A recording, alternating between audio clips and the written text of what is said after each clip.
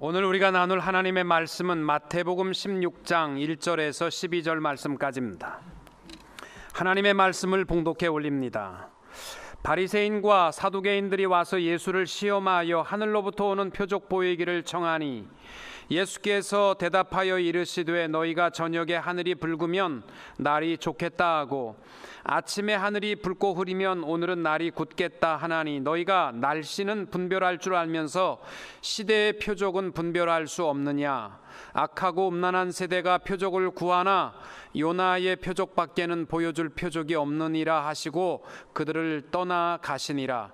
제자들이 건너편으로 갈새 떡 가져가기를 잊었더니 예수께서 이르시되 삼가 바리새인과 사두개인들의 누룩을 주의하라 하시니 제자들이 서로 논의하여 이르되 우리가 떡을 가져오지 아니하였도다 하거늘 예수께서 아시고 이르시되 믿음이 작은 자들아 어찌 떡이 없으므로 서로 논의하느냐.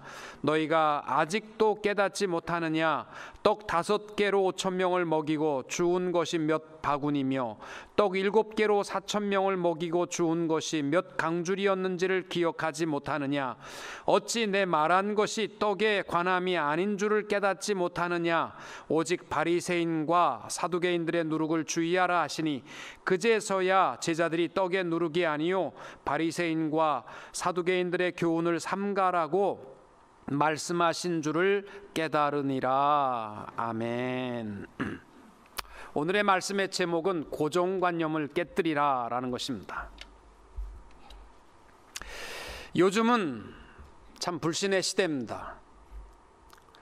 여러분 가운데 누가 나한테 당신이 목사인 것을 증명해 보라 그러면 할 말이 없습니다. 왜냐하면 목사는 라이센스가 있는 것도 아니고 증명서나 카드가 있는 것도 아니기 때문입니다.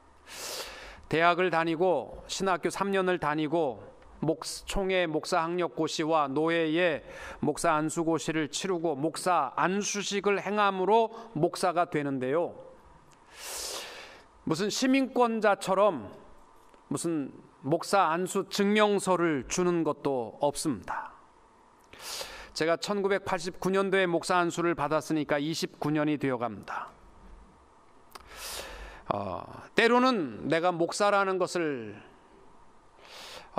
증명할 길이 없을 때도 많이 있었지만 그래도 많은 분들이 저를 보면서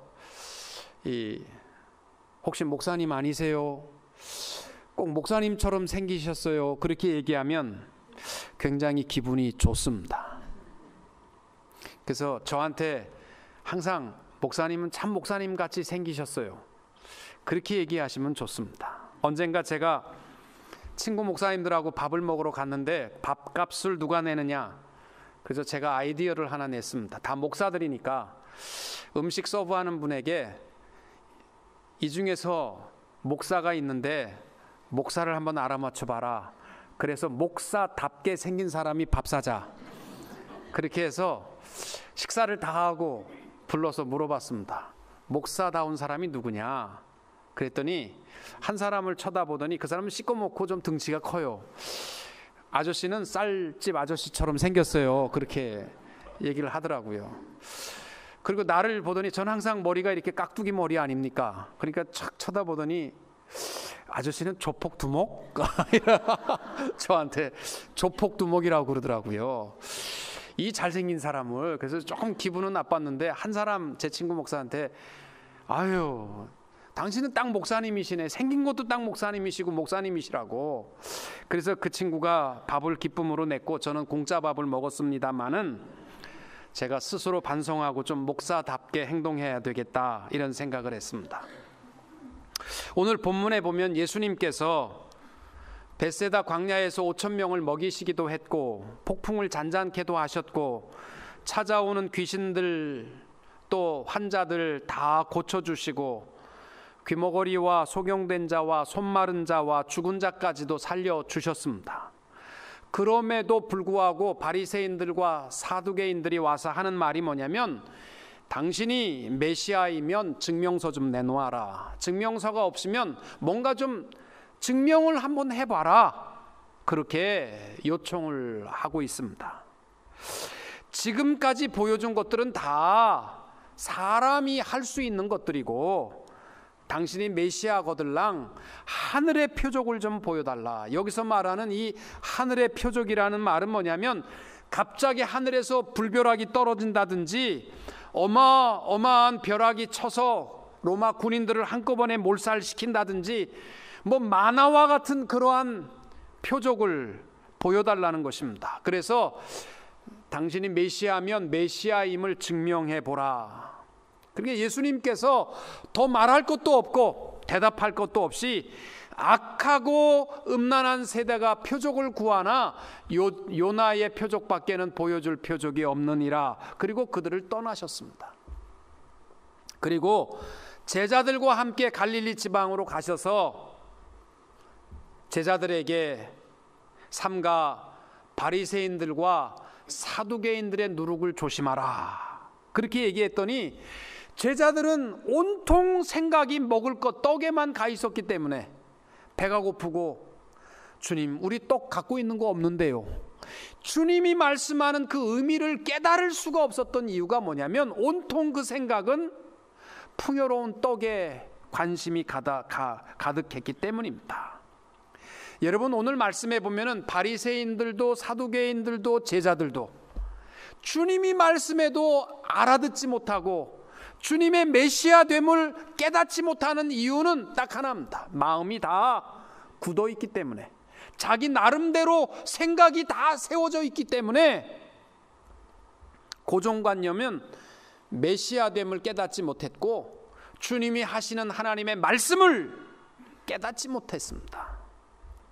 우리들도 마찬가지예요. 내 신앙생활을 오래 했는데 나는 왜 이렇게 변하는 것이 하나도 없느냐?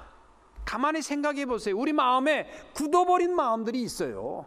무슨 말을 해도 내 굳어버린 마음에 변화가 없습니다. 그래서 오늘은 고정관념을 깨뜨려야만 됩니다. 어떤 주부가 직업이 뭐냐면 집에서 먹고 마시고 자고 연속극 보는 게 취미였습니다.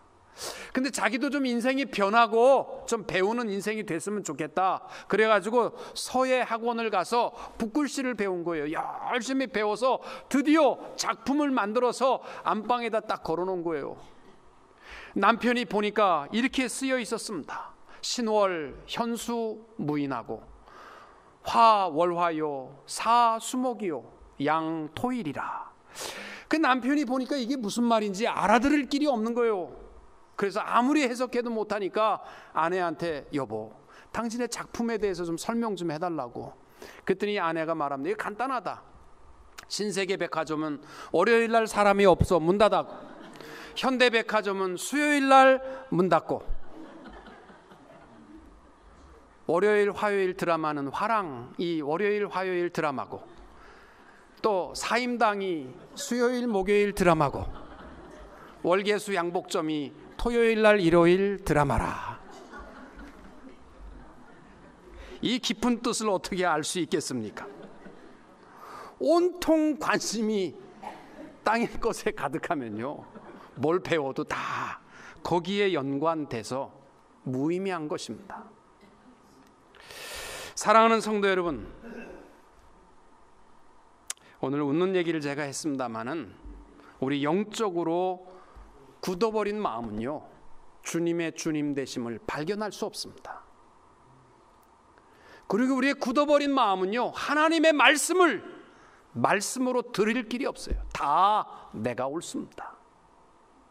오늘 우리의 고정관념을 깨뜨리고 주의 주인 되심과 또 말씀의 하나님의 말씀됨을 받아들일 수 있는 성도님들이 되시기를 주님의 이름으로 축원합니다.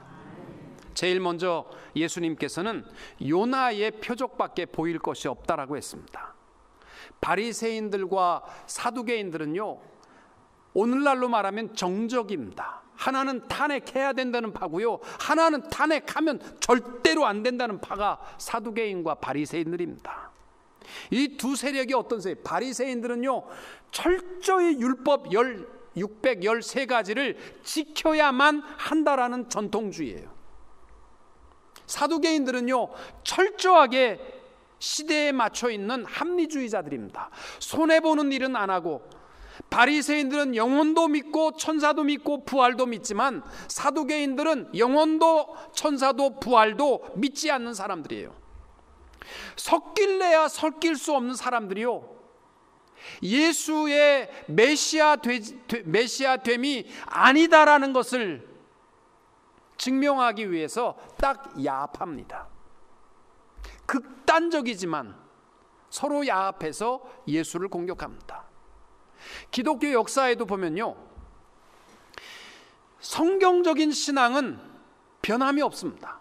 그런데 극단적인 신비주의자들, 다 내가 영감을 받았고 내가 신비한 것을 보고 영의 세계를 본다, 뭐 이렇게 극단적인 신비주의자, 또 극단적인 자유주의자들, 성경의 모든 것은 다 신화고 믿을 것이 없고 다 오늘이 중요하고, 이런 교단들은요 극과 극일 것 같은데 교단 통합이 많이 이루어졌어요. 어떻게 이루어지느냐? 전혀 다른데 어떻게 이루어지냐? 공통점이 있어요. 성경에서 벗어났다는 공통점이 있기 때문에 그들은 하나가 될 수 있었습니다. 이 두 정적이 예수님 앞에 나와서 하늘의 표적을 보여달라라고 하는 말의 의미는 당신이 메시아가 아니다라고 자기들의 굳어버린 마음을 증명하기 원했기 때문입니다. 바리새인들은 표적과 기적과 부활과 영혼을 믿는 사람들입니다. 그런데 이 사람들이 예수님이 보여주신 5,000명을 먹이고 또 4,000명을 먹이고 이렇게 하고 하는 폭풍을 잔잔케 하고 이러한 것들은 거짓 영도 할 수 있는 거라고 생각했어요.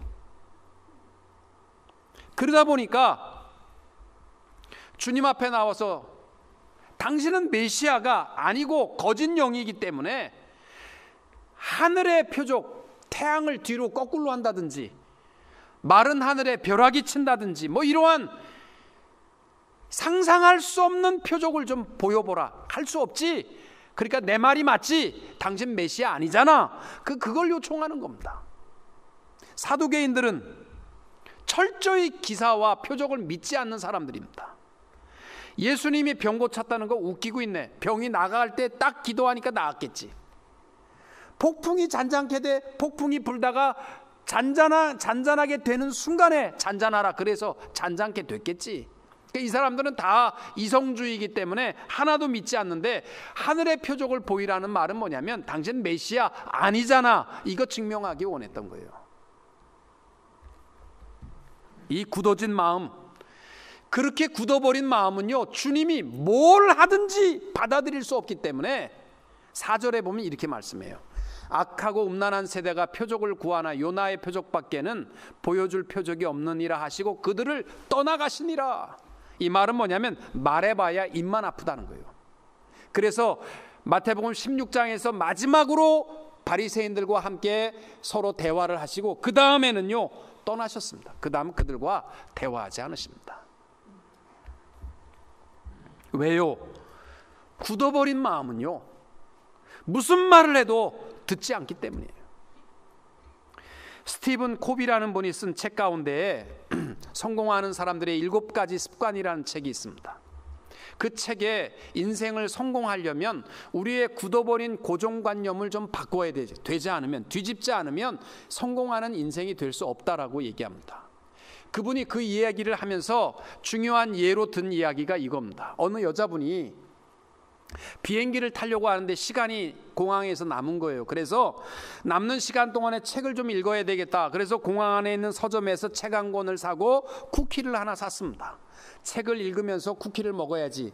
그리고 옆에 놓고 책을 읽으면서 쿠키에 손을 넣고 먹으면은 옆에 앉아 있는 남자가 자기도 자기 쿠키 안에 손을 넣고 하나씩 빼먹는 거예요. 정말 치사한 남자다. 어떻게 쿠키 하나 사 먹지? 그거를 옆에 슬쩍 앉아가지고 쿠키를 뺏어 먹다니.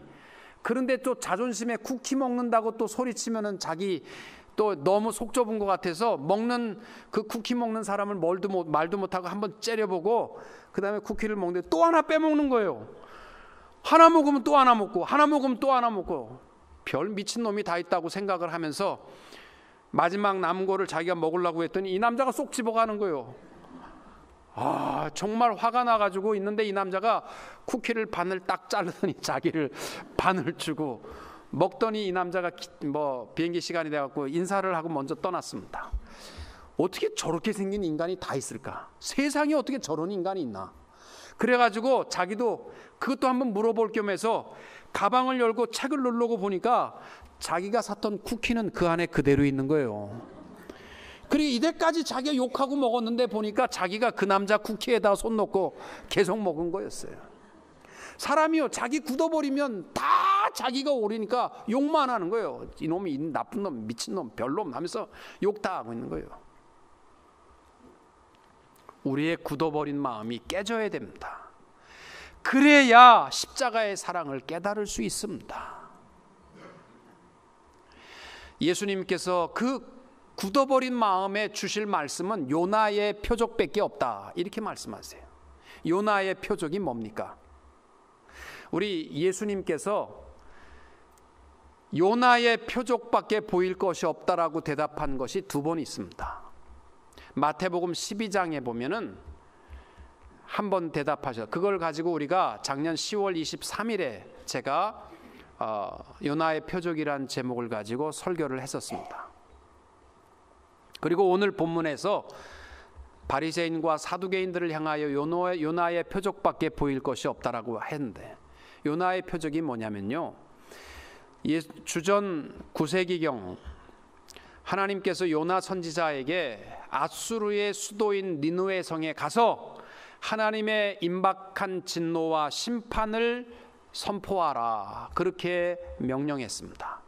그런데 요나가 생각할 때 아수르 백성은요, 너무너무 강팍하고 못된 악한 민족이기 때문에 망하기를 원했어요, 사실은. 그래서 그는 아수르의 수도인 느느웨로 하나님의 명령을 받았지만 그 배를 안 타고요, 다시스로 가는 배를 탔습니다.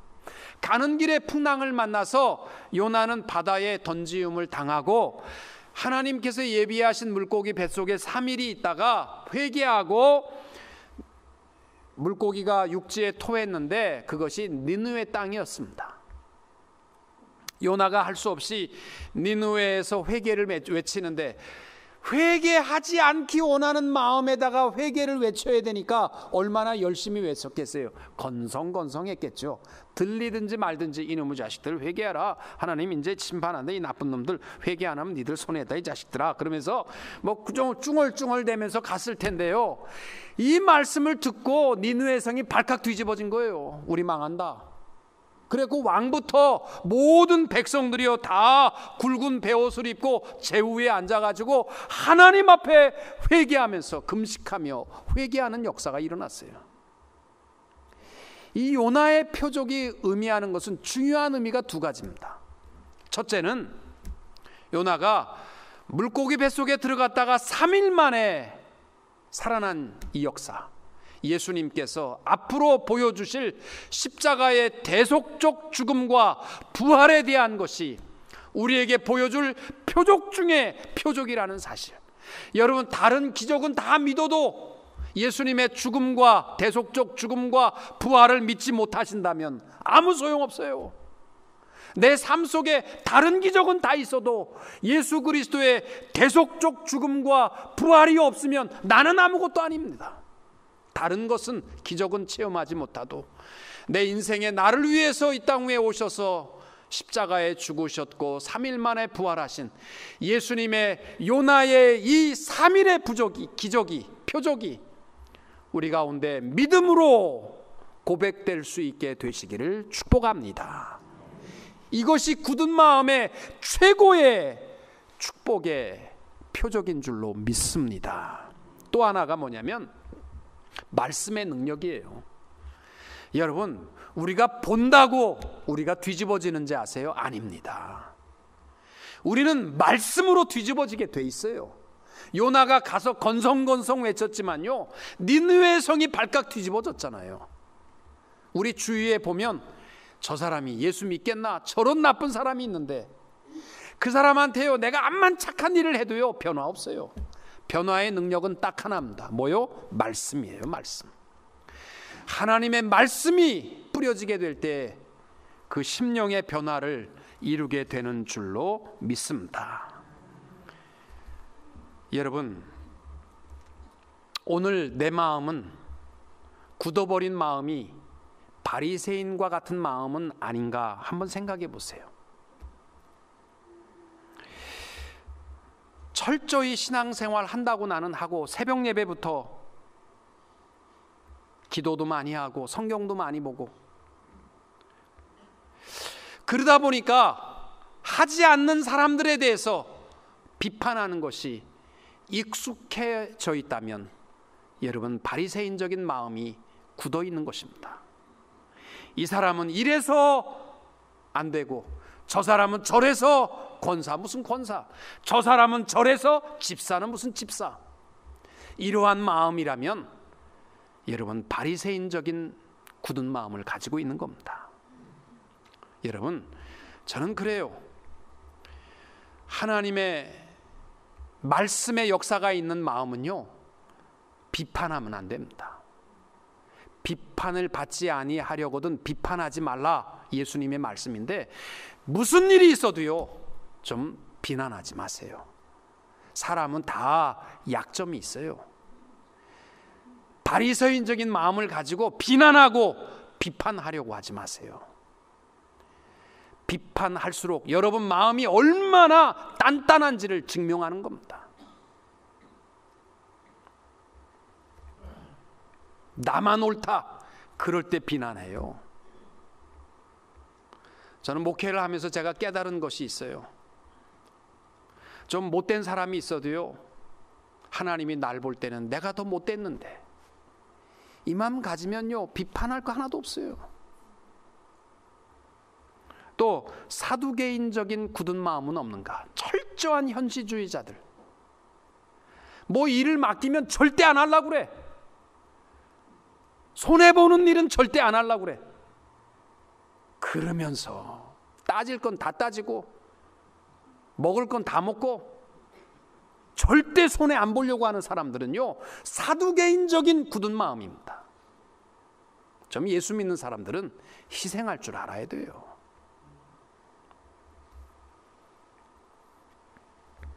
여러분, 우리에게 주신 최고의 축복은요,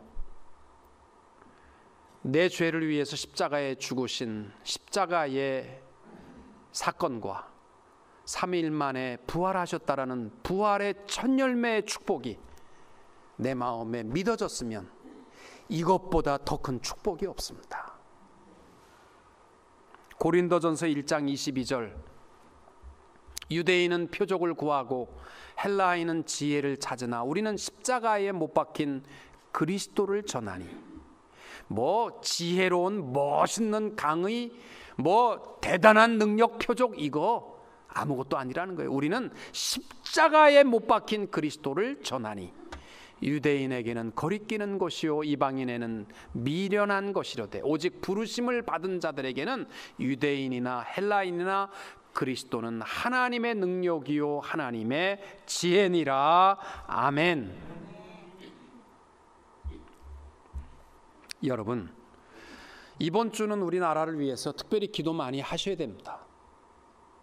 지금 우리나라가 반이 나뉘어져 있지 않습니까? 통일도 안 됐는데 잘못하면 남한이 또 반쪽으로 쪼개지게 생겼어요. 지금요, 심각합니다.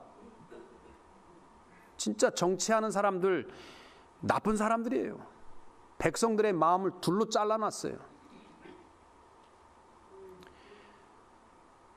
다 자기가 옳다고 그러죠. 목숨 걸고 이 추운 날 잠도 안 자고 횃불 들고 나와서 서로 100만 명씩 모여서 지금 싸우고 있어요. 전쟁 나기 일보 직전이에요. 지금요.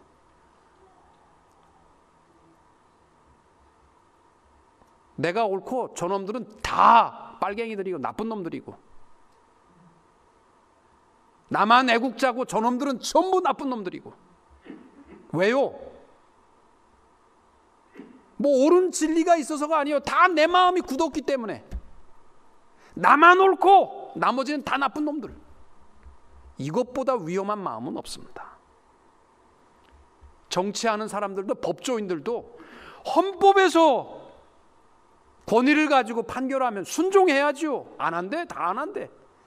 이렇게 하면 이쪽에서 폭동을 일으킬 거고, 저렇게 하면 이쪽에서 저쪽에서 폭동을 일으킬 거래. 세상에 이런 나쁜 놈들이 어디 있어요? 초등학생만도 못하잖아요. 저는 오늘 어떤 편이 옳다라는 이야기를 하려고 하는 거 아닙니다. 거기에 소망은 딱 하나밖에 없습니다. 십자가의 사랑입니다. 우리 예수 믿는 사람들이 철저히 이번 주는 회개하시고, 잘못하면 나라가 큰일 납니다.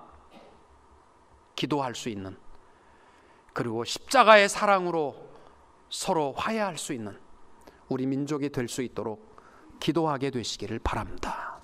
우리 마음부터 좀 굳은 마음. 저놈은 나쁜 놈. 나쁜 놈이 세상에 어디 있어요? 다 내 민족인데. 두 번째로, 예수님께서 바리새인들과 사두개인들을 떠나서 제자들과 함께하면서 누룩을 주의하라, 그렇게 말씀하셨어요. 삼가 누룩을 주의하라. 삼가라는 말은 뭐냐면 잘 꿰뚫어보고 교회 안에서 누룩이 오지 않도록. 누룩은 뭐냐면 눈에 보이지 않지만 밀가루 반죽에 들어가면 전체를 강력하게 뒤집어 버리는, 번져나가는 효소가 누룩이잖아요. 바리새인들의 누룩은 그들의 전통주의, 나만 옳다, 내가 믿는 신앙이 제일 옳고, 나만큼 기도해야 되고, 나만큼 성경 봐야 되고, 내가 제일 옳다, 나보다 못한 놈들은 전부 잘못됐다. 이건 바리새인적인 누룩들입니다. 그리고 교회 다니면서도 손해보지 않고 철저하게 내 이익을 따져서 피곤한 일, 손해보는 일은 안 하려고 한다면 그건 사두개인적인 누룩들입니다. 오늘날에도 교회를 가장 혼동스럽게 하는 사람들이 바로 이 두 가지예요. 성경도 잘못됐고, 신앙 고백도 잘못됐고, 내가 제일 옳다. 그런 또라이들이 어디 있습니까? 또 목사님, 세상에 좋은 얘기 많은데 피 이야기 좀 하지 말고 죄 이야기 좀 안 하면 안 됩니까? 그러려면 왜 예수 믿으십니까?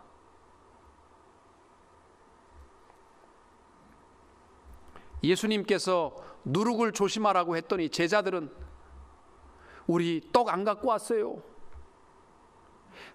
도대체 예수님이 하는 말을 못 알아듣는 이유가 뭐냐면 온통 머릿속에는요 떡 생각밖에 없는 거예요. 이것을 아시고 8절 이하에 예수님이 이렇게 말합니다. 예수께서 아시고 이르시되 믿음이 작은 자들아 어찌 떡이 없으므로 서로 논의하느냐, 너희가 아직도 깨닫지 못하느냐. 떡 5개로 5,000명을 먹이고 주운 것이 몇 바구니며 떡 7개로 4,000명을 먹이고 주운 것이 몇 강줄이었는지를 기억하지 못하느냐. 어쩌면 우리들도 예수 믿으면서요 온통 내 마음에 먹고 삶에 대한 떡으로 생각이 가득해. 아무리 얘기해도요 떡에 대한 이야기가 아니면 관심이 없고, 떡에 대한 이야기하면 기쁘고, 아무리 십자가에 대한 이야기를 해도 이해가 안 되고. 그렇다면 우리는 미련한 제자들과 같은 모습일 것입니다. 여러분 보세요. 이 믿음이 작은 자들아 어찌 떡이 없으므로 서로 다투고 싸우느냐. 저는 그래요. 교회 안에서 먹을 것 가지고 다툰다면 그 미련한 겁니다. 주님이 함께하면 5,000명이 먹고도 남는데, 주님이 함께하면 아무것도 없는 빈들에도 4,000명이 먹고 남는데, 뭘 먹을 거 가지고 내가 옳고 네가 옳고 하겠습니까? 그러면서 어떻게 십자가와 그 부활을 해석할 수 있겠어요? 떡 이야기 그만합시다 좀.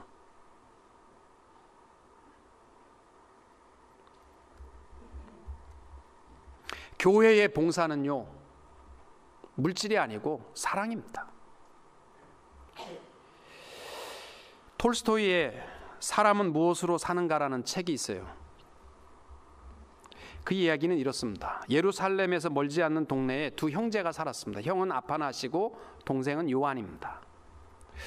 두 사람은 노동으로 힘겹게 살아갔지만 주로 가난한 사람들의 일을 대신해주고 품삯도 받지 않고 일주일 동안 돕고 집으로 돌아왔습니다.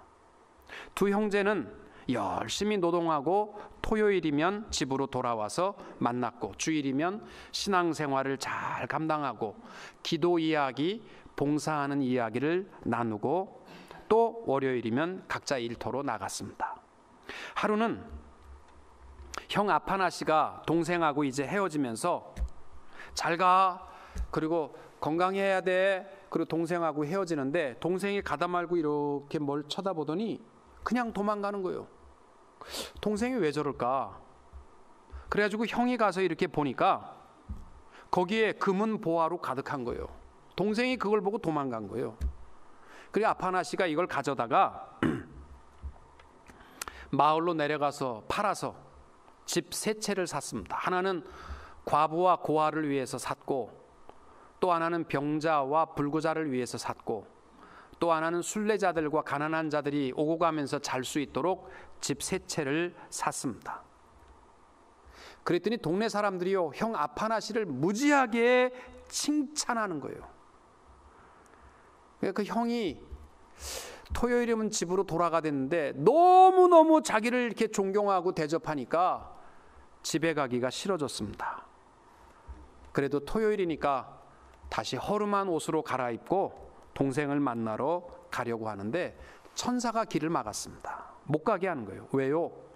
순수한 동생과 같이 살 자격이 없다는 거예요. 그래서 형 아파나 씨가 그런 일이 어디 있느냐, 내가 나를 위해서 썼느냐, 팔아서 다 고아와 과부 병자와 순례자들을 위해서 집 샀는데 무슨 소리냐 그랬는데, 자신도 모르는 사이에 자신이 교만하여 있다라는 사실을 발견합니다. 눈물로 통곡하고 괴로워할 때 천사가 문을 열어줘서 동생에게 갈 수 있게 했습니다. 그리고 그 내용의 결론은 이거예요. 형 아파나 씨가 깨달은 겁니다. 하나님과 사람을 사랑하며 돕는 길은 물질이 아니라 최선을 다하는 헌신이다. 여러분, 자칫 잘못하면 우리는 사두개인처럼 제자들처럼 온통 생각에 떡밖에 없어요. 그러니까 무슨 말을 해도 못 알아듣지요. 여러분, 우리의 굳은 마음이 깨지기를 바랍니다. 주님의 주인 되심을 깨닫게 될 수 있고, 하나님의 말씀이 내 마음비에 새겨지고 이것이 자라서 30배, 60배, 100배의 열매를 맺을 수 있는 옥토와 같은 마음들이 꼭 될 수 있기를 주님의 이름으로 축원합니다.